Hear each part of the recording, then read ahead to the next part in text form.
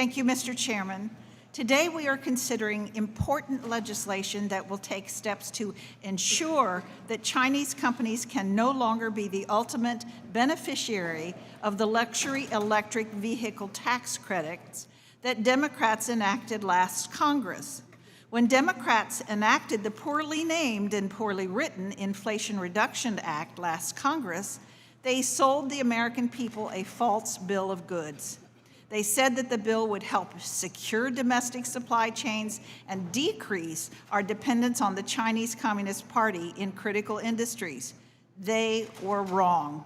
Republicans knew at the time that this would not be the results of the IRA, but unfortunately, the Biden administration has been determined to cede as much market share and way too many of our taxpayer dollars to foreign adversaries with the implementation of these credits. The Biden administration has been more concerned about bowing to radical environmentalists than actually helping develop these technologies in America.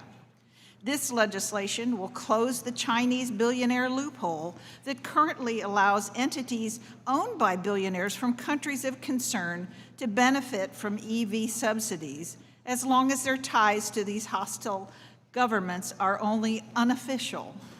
This bill will also ensure all components going into the battery are not sourced from China. To fix the Biden administration's China-favorable regulations that effectively exclude the top half of the supply chain from being subject to any limitations at all. Finally, this bill will prevent companies that merely partner with FEOC firms without developing any domestic intellectual property or knowledge transfer from benefiting from this tax break.